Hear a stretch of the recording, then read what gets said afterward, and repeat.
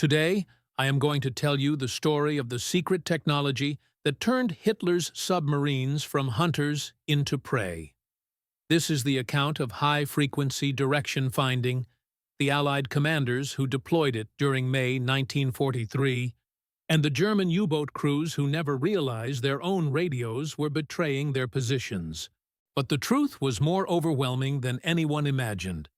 If you want to stand with our platoon and hear more epic stories, subscribe and join our ranks. May 4th, 1943. Operations Room, Western Approaches Command, Liverpool, England. Admiral Sir Max Horton stood before the massive plotting table that dominated the nerve center of Britain's anti-submarine campaign, studying red markers indicating 51 German U-boats converging on a single point in the North Atlantic. Convoy ONS5, consisting of 43 merchant ships carrying vital supplies from Britain to North America, had sailed directly into the largest wolfpack concentration assembled during the entire Battle of the Atlantic. The convoy's escort group consisted of only 7 vessels, 2 destroyers and 5 corvettes, facing odds that should have resulted in catastrophic losses. Yet Horton possessed an advantage the Germans did not suspect existed. Mounted on the masts of his escort vessels were rotating frame antennas that German intelligence had dismissed as simple navigation equipment. These were high-frequency direction-finding sets, known by the phonetic abbreviation HFDF, representing the culmination of years of British technical development that transformed radio detection from a theoretical possibility into a practical weapon. Every time a U-boat transmitted a radio message to coordinate wolfpack tactics, the HFDF equipment detected the signal's direction. Multiple bearings from different ships or shore stations could triangulate the submarine's position to within a few miles. The Germans, convinced that their short-burst transmissions were undetectable, continued broadcasting operational messages that revealed their locations with mathematical precision.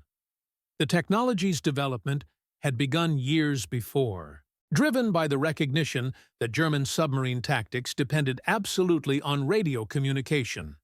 Admiral Karl Dönitz, commanding Germany's U-boat force, had revolutionized submarine warfare by abandoning the solitary hunting methods of World War I.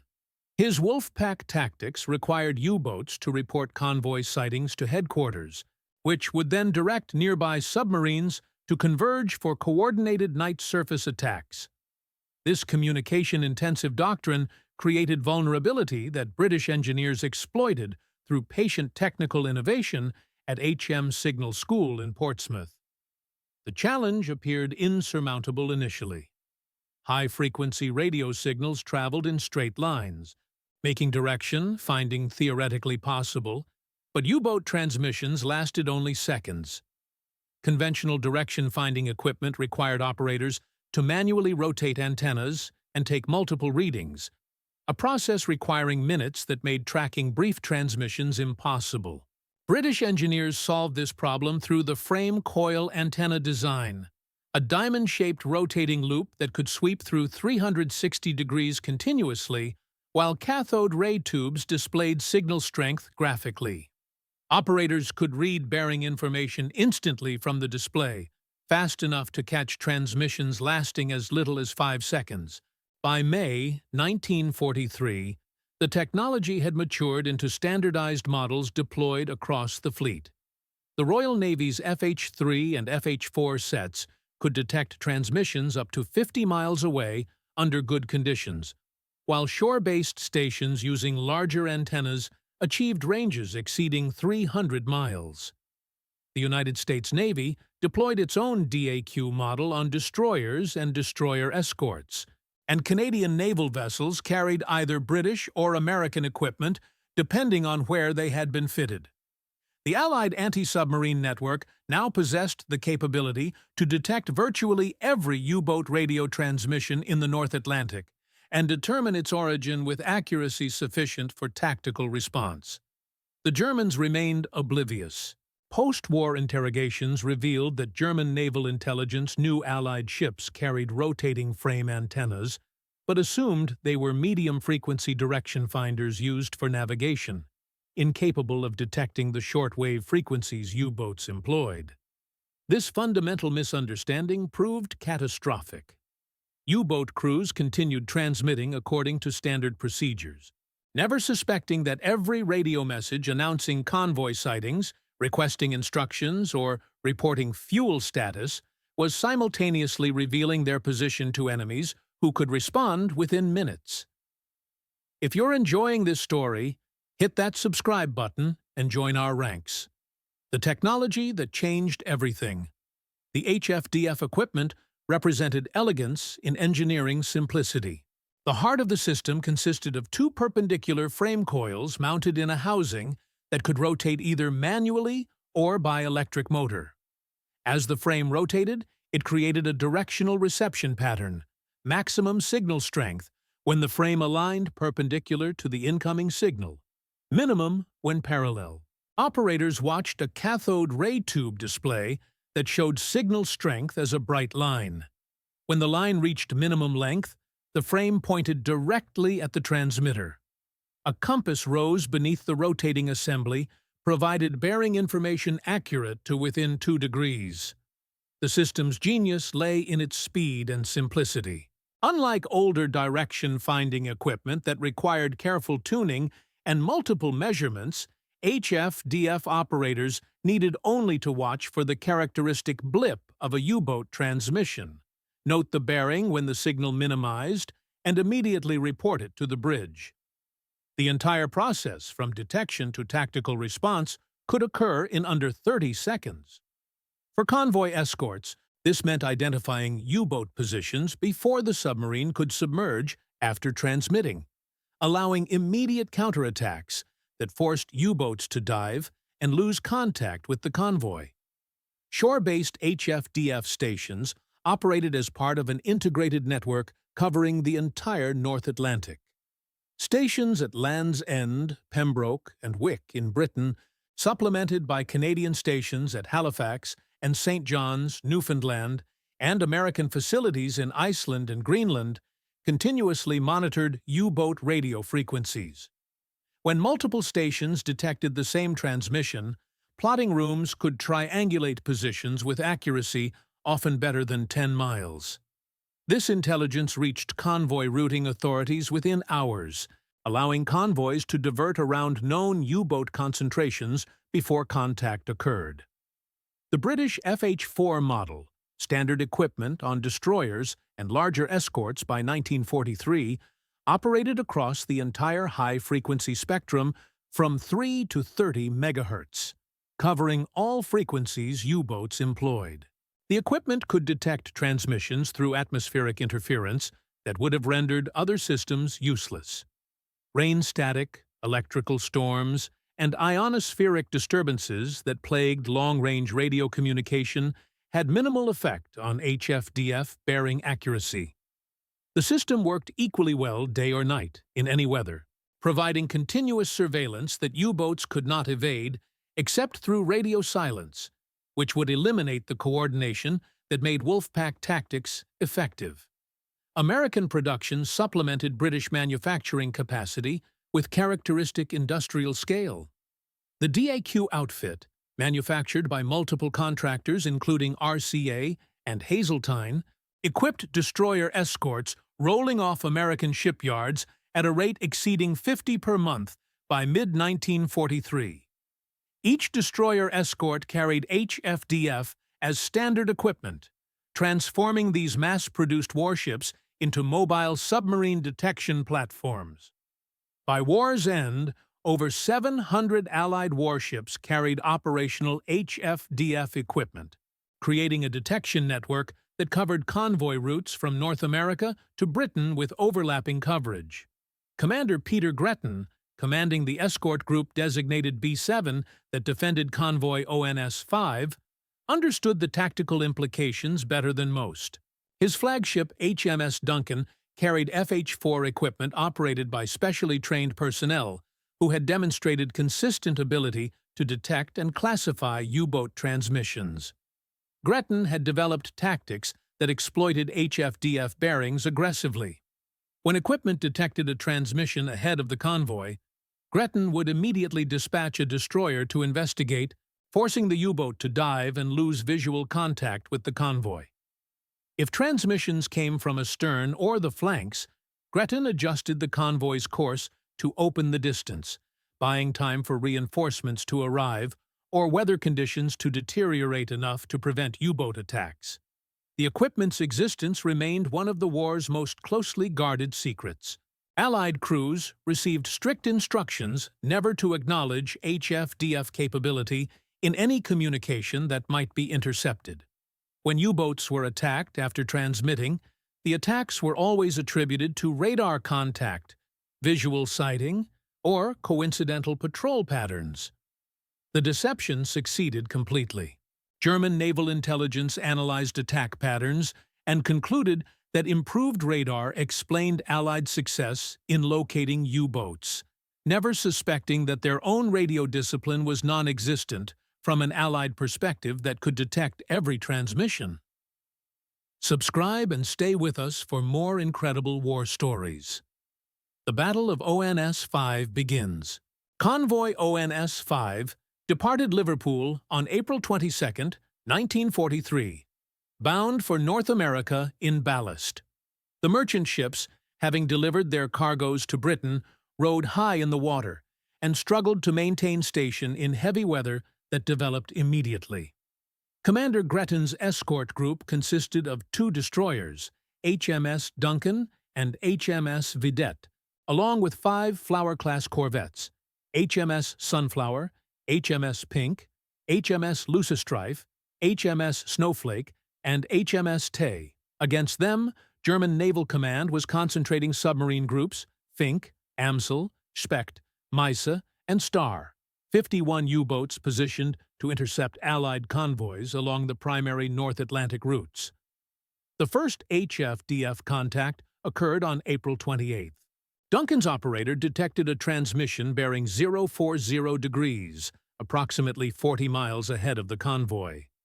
Gretton immediately altered course 20 degrees to starboard, opening the distance from the detected U-boat.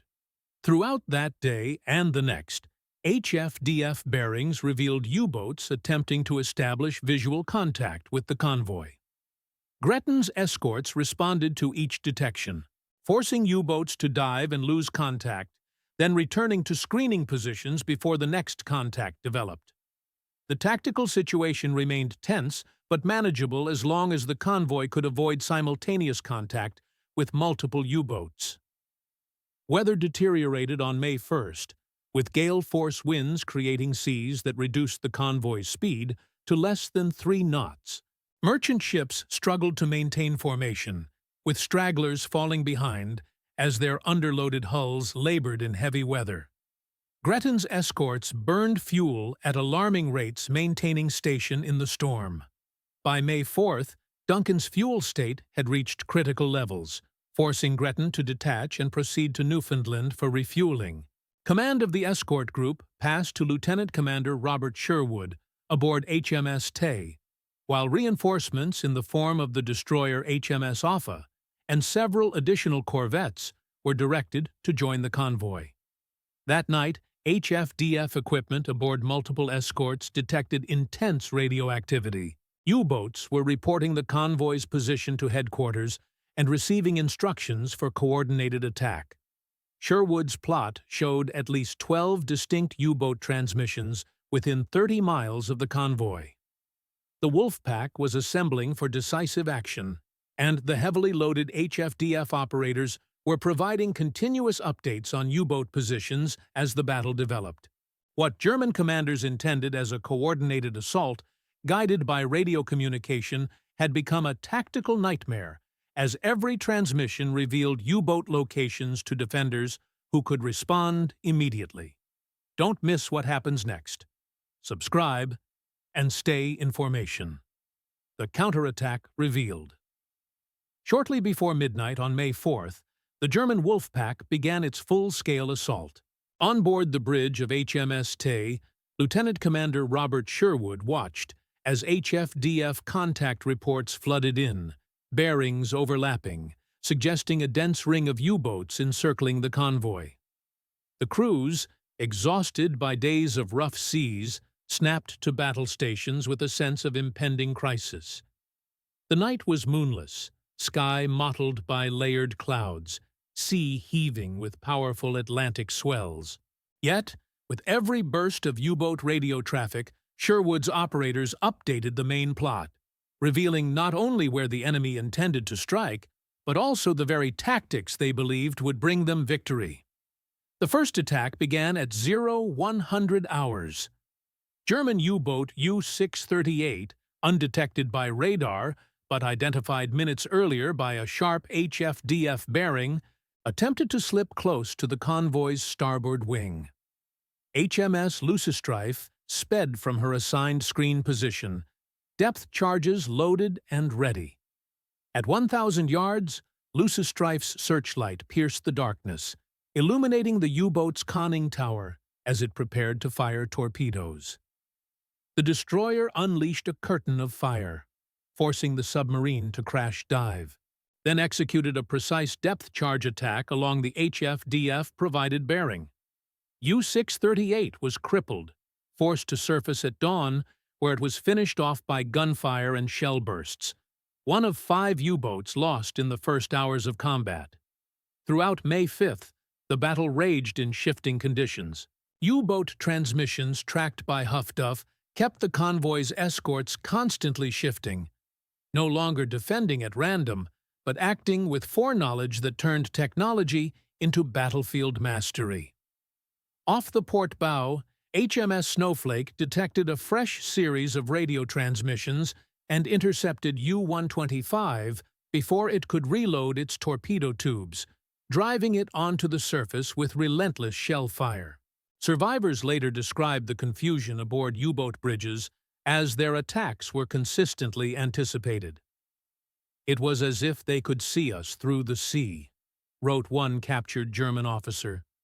In reality, the Royal Navy was simply reading their electrical signatures in the night. By dusk, the mathematics of destruction were clear. Out of 51 submarines committed to the wolfpack, 5 had been sent to the bottom, at least 3 crippled, and another 4 so damaged they were forced to abort.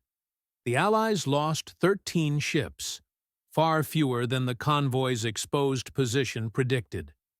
Figures later compiled at Western approaches revealed that in the space of 36 hours, over 200 HFDF bearings had been plotted and analyzed by ship and shore stations, giving the escorts real-time awareness of the U-boat's movements. If you value these forgotten stories, subscribe and share this history. Balance shifts in the Atlantic. The impact went far beyond the blood and metal lost in those North Atlantic storms. Admiral Karl Dönitz, reviewing the disaster, realized for the first time that his wolfpacks had ceased to be invisible. All attacks on Allied convoys after ONS5 saw rapidly mounting U-boat losses. In May alone, 41 German submarines were destroyed, almost 1/4 of the total active force.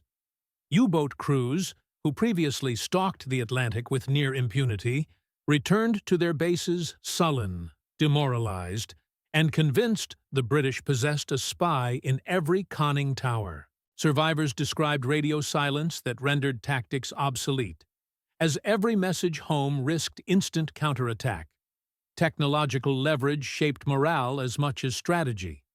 HFDF installations multiplied. By late 1943, more than 300 Allied warships at sea carried HFDF. Allied air patrols, informed by shore HFDF triangulation, hunted down U-boats forced to surface after narrowly escaping destroyers. The hourly rhythm of war shifted. Day and night, operators crowded over cathode ray tubes or strained through headphones, plotting every staccato blip, racing to decode intelligence before the static faded. Allied industrial capacity reinforced the blow. By 1944, American shipyards were delivering 2 destroyer escorts per day, each equipped with advanced HFDF systems, radar, and sonar. In Britain, new manufacturing lines run by women and older engineers produced more radio sets, vacuum tubes, and plotting tables than Germany could field in an entire campaign. Technique-augmented production. British and Canadian operators underwent 3 months of technical and tactical training to master split-second analysis of the unpredictable radio spectrum. Among all the remarkable personalities, figures like Commander Peter Gretton and Admiral Horton stood out for their advocacy of integrating technology with aggressive tactics. "Superior weapons in the hands of determined men," wrote Horton in his war diary, "can turn any battle. Our duty is to use them as the enemy would never expect." Technology did not replace courage. It amplified determination, making each destroyer a force multiplier. Leave a comment to honor those who harnessed science and sacrifice to change history. Turning point and long-term significance. ONS5 was more than a battle. It was the tipping point. The German Navy that had almost starved Britain into submission in 1942 found itself unable to risk mass attacks under the new regime of electronic reconnaissance. In subsequent convoys, HFDF detected and foiled attacks before they could begin, sending U-boats scattering or cornering them in ever tighter traps. American and British scientists improved frequency range, anti-interference shielding, and plotting precision, keeping detection capabilities just ahead of every German countermeasure. After the war, captured German officers and technical staff admitted they never understood the extent of Allied detection networks. Some believed the Allies could decrypt Enigma in real time, which, while partly true, was only one advantage, never imagining that the navigation antennas and teams of attentive radiomen were as deadly as torpedoes. Admiral Dönitz would later call radio discipline the Achilles heel of the U-boat force, a weakness exposed not by traitors or codebreakers, but by the unblinking ears and minds of hundreds of technological sentinels. The legacy of HFDF outlasted the war. Early Cold War fleets embraced new forms of electronic warfare, with Huff-Duff equipment standard on every destroyer and cruiser, and later adapted to track aircraft and even signals from the emerging Soviet threat. The concept that every signal leaves a shadow continues to define information conflict to this day. The critical moment, when initiative passed from the shadowy hunter to the convoy, will always remain a monument to collaboration between scientists, seamen, and strategists. Every ship that reached port carried not just cargo, but proof that intellect and industry can defeat the darkness. If these stories moved you, comment below for the heroes, those at sea,